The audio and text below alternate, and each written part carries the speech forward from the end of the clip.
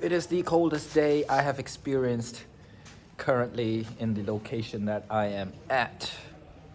And I kind of am enjoying it. It's fun. And today was a Friday. Yes, it's a trading day, but it's been rather on the calmer side because today I had no setups. There was no setup to trade. And therefore, it's all good because I just wasn't trading. But then, these kind of days are amazing for me because not every day is a trading day. And when it's not a trading day, I'm getting to reflect. And what I've learned is, I really want to be focusing in more on my winning trades. Like, when I have a losing trade, I'll analyze like the shit out of it and like just try and find out, what was wrong, what went wrong, and like what can I improve. But when I have a winning trade, it's almost like meh, I don't even like budge an eye and I don't even look at it. I don't really give too much thought or analysis to it.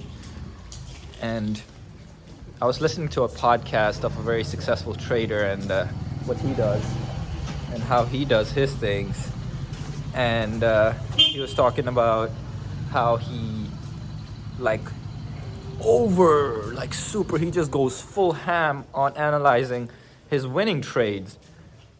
And that was honestly a very eye-opening mindset for me because it's like, whoa, hold on, that's actually so powerful.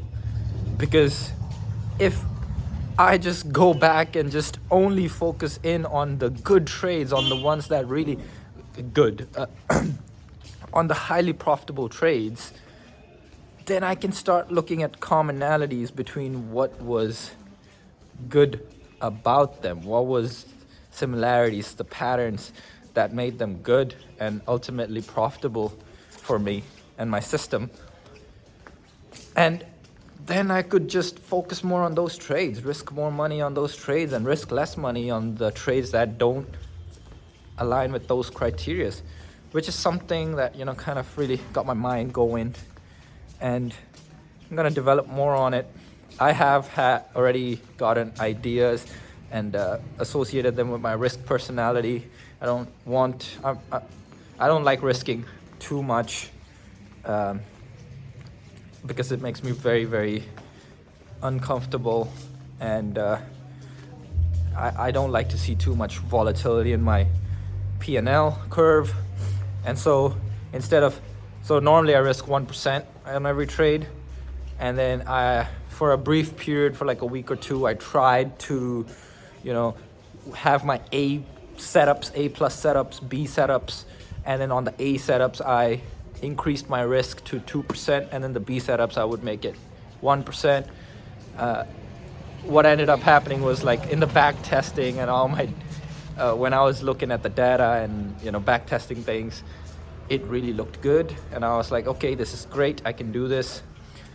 But come to real time, I took those trades, 2%, ended up taking 2-3 losses on those 2. And suddenly I was like, oh man, like I can't do this. I got scared. And then I switched back to my original way of trading 1% every trade. And now I'm again, after listening to that podcast, I realized, oh my God, I got scared really quickly, and maybe I overshot myself because it just didn't fit my risk tolerance. So now instead, I've kept my maximum risk at 1%, but then downsized my other setup. So if my A setup, I'll take 1% risk and then see how that's a big position for me now, versus a B setup or a C setup, which I will use, 0.5% risk, 0.2% risk, which is not as good of a setup.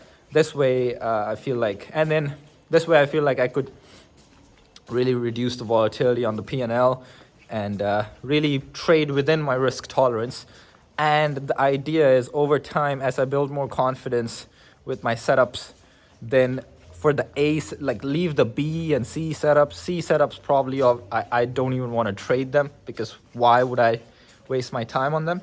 But then over time, what I want to develop myself into is, for the A setups, increase my risk, as I see good results, as I see what I want to see, as I see improved performance with the 1% risk, and then on the A setups, and just me being able to execute on those, me executing A setups well, then over time, you know, increasing that to 1.25%, 1.5, 1.75, 2, things like that, and just increasing that while keeping my B setups at 0.5 consistently, but increasing my A setups higher and higher, exponentially higher, then it just makes so much sense, because the A setups are really high probable setups for me, like a broken slot machine, and I expect high returns on those,